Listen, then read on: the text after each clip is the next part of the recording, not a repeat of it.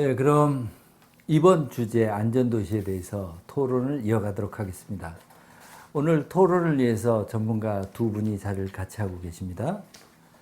먼저 김석태 교수님 함께 하셨습니다. 감사합니다. 김 교수님은 울산대학교에서 안전을 강의하고 계시고 또 전국 지속가능발전협의회의 공동대표로서 활동을 하고 계신 분입니다. 또 이재율 교수님도 함께 하셨습니다. 감사합니다. 이 교수님은 연세대학교에서 역시 안전을 강의하고 계시고 또 중앙정부에서 안전에 대해서 총괄 책임을 지는 위치에 있기도 하셨을 뿐만이 아니라 경기도 행정부지사로서 현장 안전에 대해서 남다른 경험을 갖고 계신 분이기도 합니다. 오늘 제가 두 분의 발제한 내용 그리고 또 제가 발제한 내용들을 이렇게 보면서 우선 제일 먼저 드는 것은 안전 문제 매우 심각하고 그리고 안전의 경우와 함께 되면 저희가 아주 매우 큰 사건, 사고 많이 떠오르게 됩니다. 그런데 두 분의 발제 역시 들어보면서 느낀 점은 우리 사회 뭔가 그래도 안전에 대해서 좀 변화되고 있는 것 같은데 잘 머릿속에 얼마큼 갔는지 잘 머릿속에 정리는 안 됩니다. 우리 김석태 교수님께서 우리 안전 인프라는 10,000불 정도 수준 되고 국민들의 요구 수준은 30,000불 좀 된다고 했는데 안전이라는 게 100% 국민 수준을 만족시켜 갈 수는 없을 것입니다. 다만 그 방향을 가기 위해서 우리가 노력할 것 같습니다. 그렇다면 우리 시민들께서 보시기에 우리 얼만큼 안전 수준이 되었는가라고 하는 것을 느끼려면 역시 그동안에 좀 잘 되어진 부분이 어떤 부분이 있다.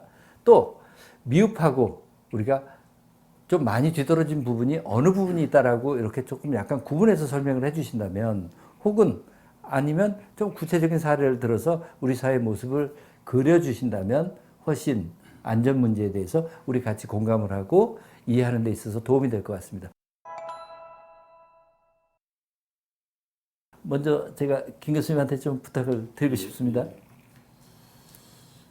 예, 먼저 오늘 우리 의정부시 넥스트 시티 포럼의 김동건 대표님께서 이런 안전도시에 대해서 이렇게 세미나 겸 이렇게 자리를 마련한 데서 먼저 감사의 말씀을 드립니다.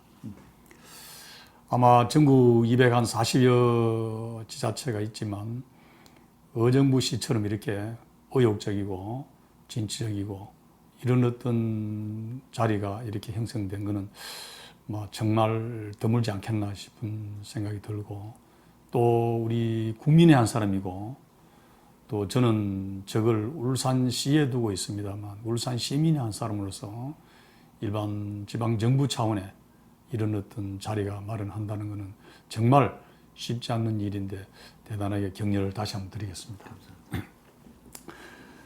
오늘 주제가 주로 안전도시, 과연 안전을 어떻게 할 것인가 라는 개념에 대해서 논의가 되고 있는 것 같습니다. 조금 전에 우리 김동건 대표님께서 말씀하신 대로 이번 정부 현재 기준에 봤을 때 우리나라의 안전 수준은 과연 어느 정도 와 있는가 라고 말씀을 저 개인적으로 드린다면은 물론 60년, 70년, 80년대보다는 많이 개선된 것은 사실 인정합니다.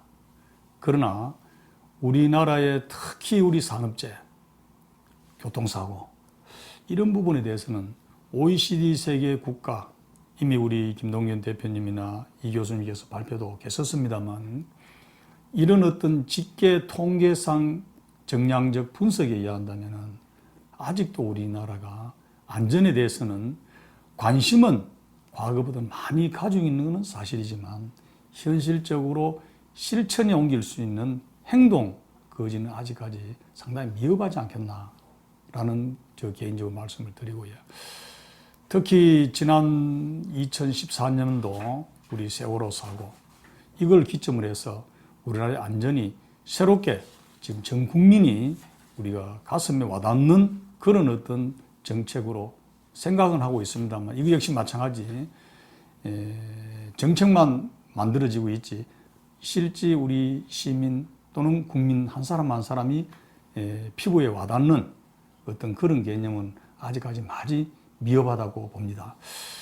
그럼 모든 정책이나 이런 부분이 단번에 모든 걸 다 목적을 달성하기는 쉽지 않는 일이겠지만 지금까지는 주로 쉽게 말해서 실리 위주, 영리 위주, 편리 위주로 갖는 것이 지금까지 우리가 지난 반세기 동안에 해왔던 어떤 정책이었다면은 이제는 사람이 삶의 질, 행복, 지수 이런 맥락에 본다면은 정말 글자 그대로 안전이 최우선 가는 글자 그대로 안전제일의 어떤 정책도 입안되지 않나 봅니다. 그렇다면 이번 잘 되고 있다라는 부분을 우리 대표님께서 말씀을 하셨는데 잘 되고 있다라는 것은 그나마 지금 약 한 2, 3, 4년 정도 조금 전에 말씀드린 대로 세월호 사고 이후에 워낙 우리 국민들의 경종을 울렸기 때문에 안전에 대해서 많은 관심을 가지는 건 사실이죠. 사실 그동안 우리 안전벨트, 자동차 문화가 지금 특히 우리나라의 산업의 최고의 어떤 자동차가 없으면 생활하기가 정말 지금은 불가능할 정도로 되어 있는 자동차 문화인데 자동차 문화에서 봤을 때 안전벨트 뭐 기억하시겠지만 초창기에 안전벨트를 매야 된다라고 얘기했을 때 대부분 국민들이 부정을 했습니다. 부정. 그리고 그 안전벨트를 매게 되면은 운전을 할 때 안전벨트 매니까 너무 답답하고 뭔가 이렇게 가슴이 탁 쫄리고 오히려 더 불편하고 어떻게 뭐 족쇄를 치운 것처럼 느꼈는데 막 그것이 그동안의 정책의 일관성을 계속 추진해 왔고 또 그걸 인해서 언론 쪽에서 안전벨트를 맸을 때 어떤 차량이 전복됐을 때 사고의 어떤 강도와 또 안전벨트를 매지 않았을 때 어떤 사고가 나는 인체의 어떤 피해 정도를 홍보도 하고 또 지속적으로 그걸 또 법에 의해서 단속도 하고 하다가 보니까 지금은 그게 어느 정도 정착이 돼 간다고 봅니다. 어쩌면은 지금이 오히려 안전벨트를 안 매고 오히려 운전을 하면은 오히려 더 불안할 정도로 뭔가 하나 이렇게 잘못된 것처럼 느껴지는 게 이게 습관이 상당히 중요하지 않겠나. 이런 실천이 옮겨지는 과정이 지금 완전히 중요하다. 근데 또 아직까지 좀 미흡한 부분은 특히 이번 지금 현 정부에서는 보면은 법을 너무 많이 만들어요. 안전에 대한 법을. 예를 들어서 뭐 서울 뭐 지하철역에서 크레인도어 사고로 해서 사람이 한 사람 사망했다. 물론 중요하죠. 단순하게 한 사람이 사망했다라고 표현하기는 좀 그렇지만 그리고 서부 발전에 석탄 또 벨트에 사람 한 사람 사망했다. 물론 한 사람이 사망했다고 얘기할 건 아니지만 그 어떤 구조적인 문제를 해결하기 위해서 해야 되는데 그런 부분이 나올 때마다 우리는 너무 정치적으로 접근한다. 실제 안전에 대한 어떤 논리와 개념과 기본적인 마인드를 갖고 접근해야 되는데 너무 적극적으로 우리 그 서부 발전에 문제 생기니까 김용균법, 교통사고 나면 민식이법 너무 그때 하니까 이 정치적으로 너무 이 이슈화하는 거는 좀 국민들의 정서하고 좀 거리가 멀지 않느냐. 그래서 서서히 국민들의 어떤 공감대도 같이 가져가는 게 맞지 않나 이런 말씀을 드리고 아울러 우리 안전 불감증 이거는 우리 전 국민이 꼭 지켜야 될 사항이 아직까지는 좀 미흡하지 않나 이렇게 말씀을 드릴 수 있습니다.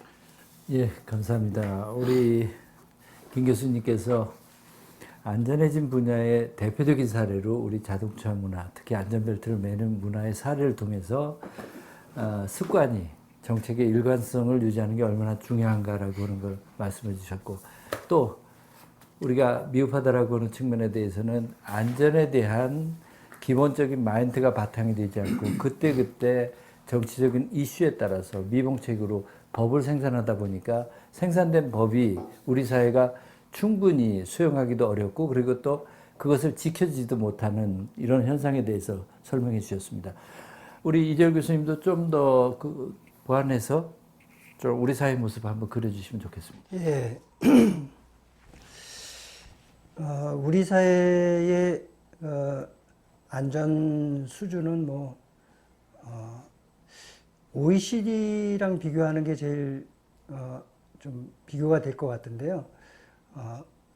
많이 낮이긴 했습니다. 불과 몇 년 전만 해도 우리가 이제 전체 사망자 수의 통계를 가지고 얘기하는데요. 전체 사망자 수에서 안전사고로 사망하는 건 이제 안전사고 사망률로 보면 한 12% 정도가 됐고요.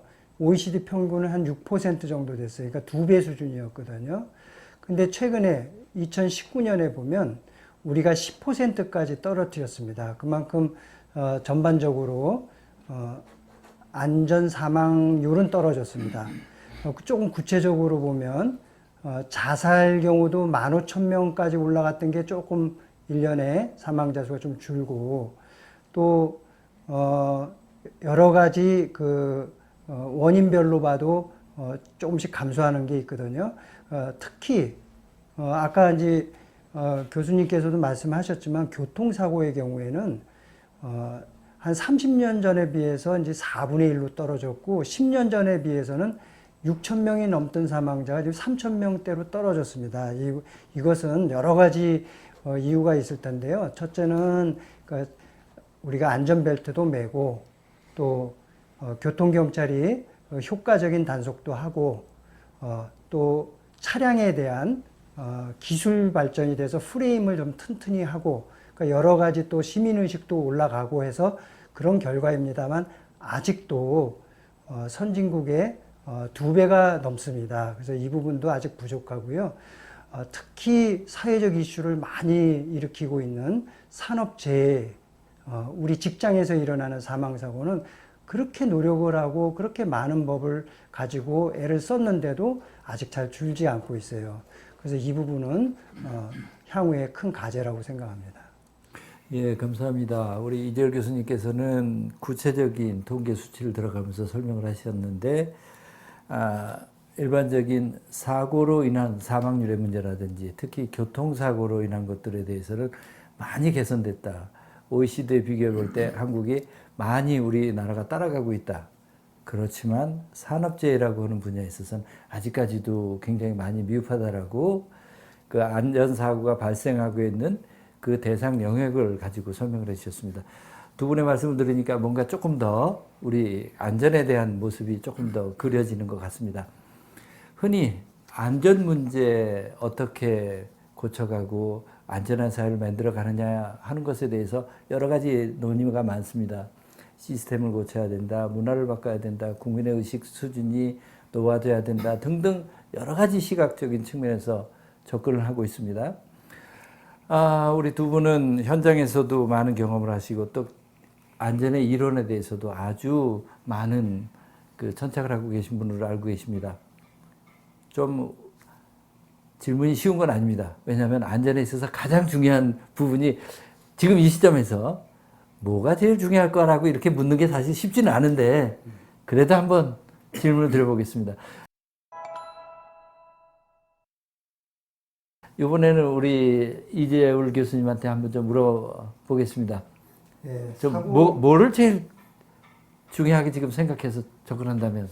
예, 참 어려운 질문인데요. 그 사고 발생 원인을 보면 뭐 인간의 실수도 있고 시스템의 그 허점도 있고 또 조직 문화의 문제도 있고 이래서 여러 가지가 이제 복합적으로 일어나고 있는데요.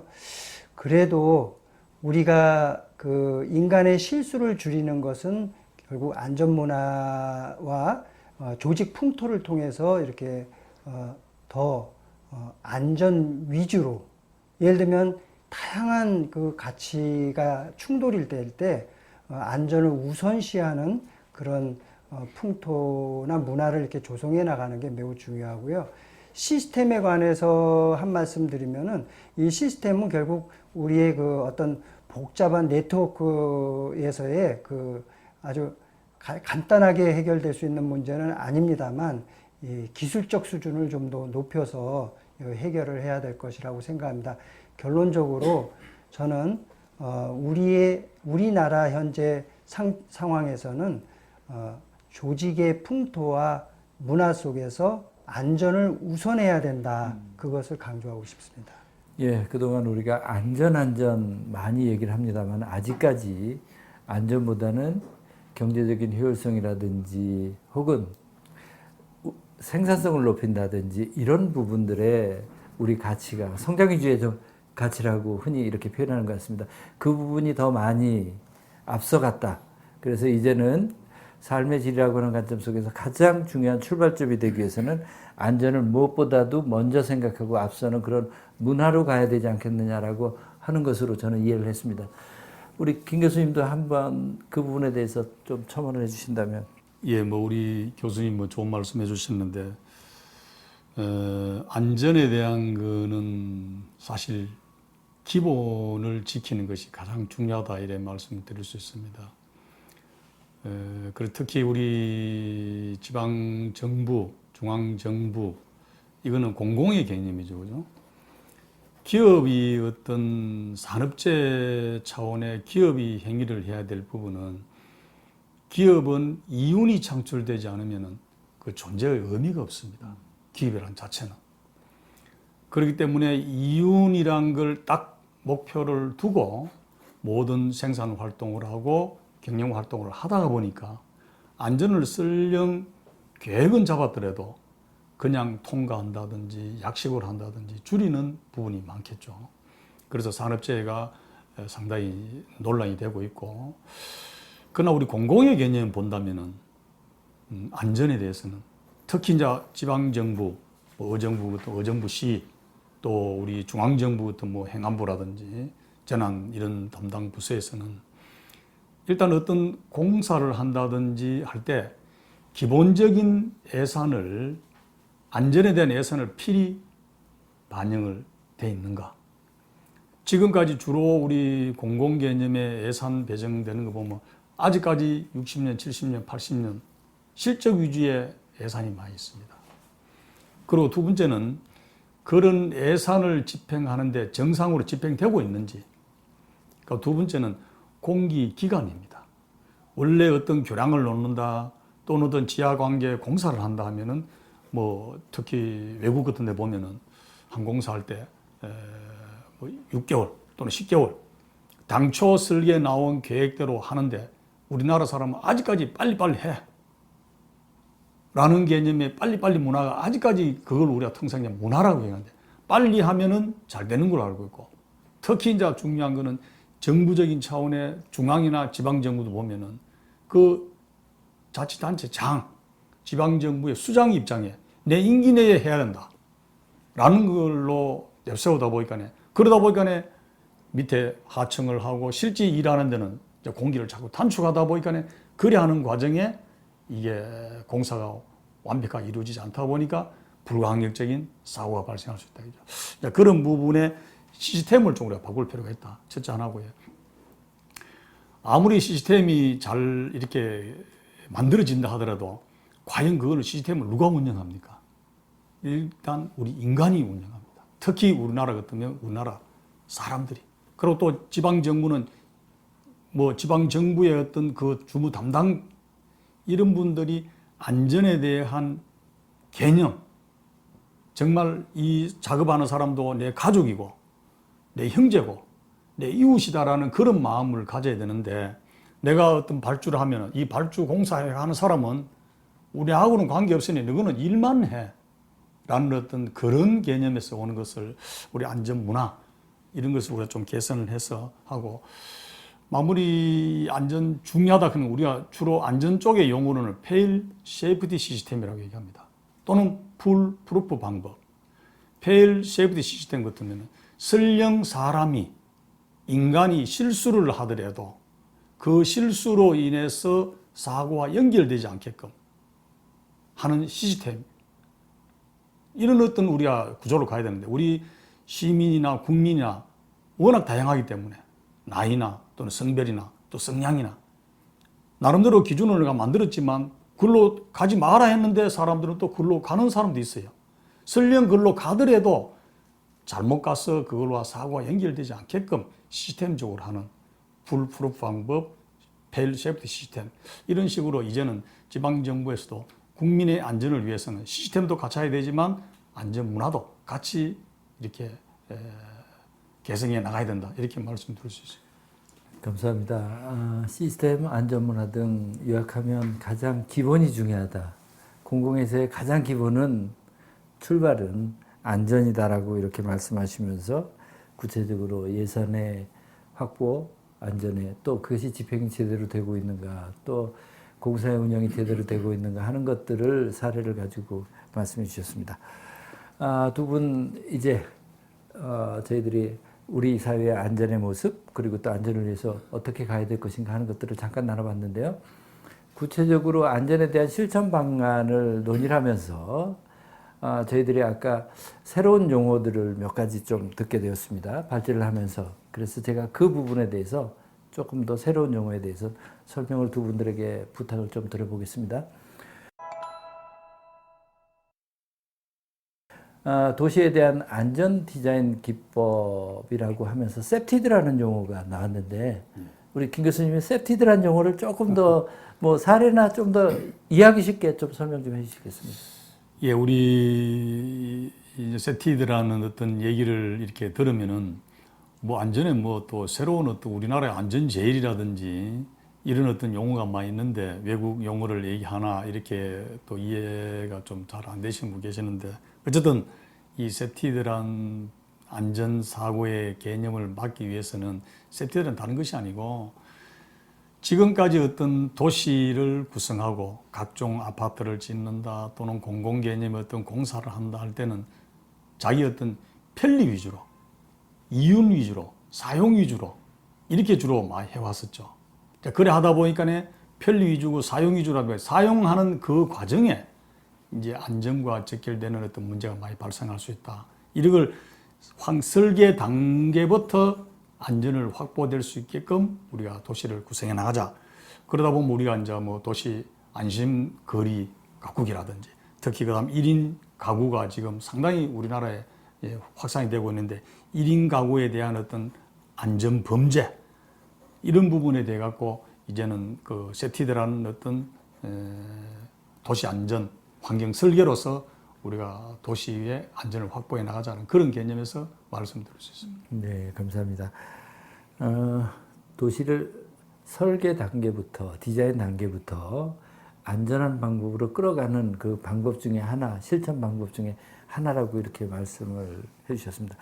저도 현직에 있을 때 의정부의 부시장 또 수원의 부시장으로 있으면서 현장 속에서 세프티드 기법이라는 것을 도입한 범죄 예방을 하는 그런 골목길을 바꿔본다든지 아니면 좀 더 이렇게 조명 같은 것들을 좀 더 밝게 해서 우범자들이 이렇게 모이기가 불편하게 만든다든지 여러 가지 방법을 시도하는 것을 경험을 해보기는 했었습니다. 우리 이재율 교수님도 세프티드에 대해서 조금 더 뭐 경험 있으시면 좀 더 설명해 앞서 주세요. 교수님께서 전체적으로 설명을 해주셨는데요. 저희 현직에서 그냥 저도 이 각 지자체가 관심을 가지고 범죄 예방 프로그램 차원인 것 같은데요. 실제로 또 많이 설치를 하고 예산도 투입을 하고 효과를 많이 보는 걸로 알고 있습니다. 그래서 아까 이런 것이 그 깨진 유리창 이론하고도 비슷하지 않을까. 예, 뭐 아까 대표님께서도 조명도 환하게 하고 또 여러 가지 청결하게 이렇게 유지하면 범죄의 어떤 심리나 의도를 이렇게 죽여주는, 줄여주는 그런 효과가 있고 실제 또 효과가 많은 걸로 현직에서는 저는 좋은 사례로 보고 있습니다. 감사합니다. 이제 우리가 안전 문제를 논의할 때 첨단 기술을 도입을 하는 것은 당연한 문제로 인식을 하고 있습니다. 이제는 얼굴을 인식을 하거나 또 빅데이터를 분석한다든지 AI 등을 활용을 해서 저희들이 안전 문제를 굉장히 앞서가게 됩니다. 제가 중국의 베이징에서 칭화대학교 방문 교수로 있을 때 경험입니다만 중국 거리에서는 그 경찰차에 위에 큰 안테나 비슷한 것을 이렇게 매달고 다니면서 지나더라고요. 지나면서 보다가 보면 지나가는 사람 중에 지명수배가 됐다든지 하는 사람들을 확인해서 즉석에서 체포하고 이러는 것들을 보게 됩니다.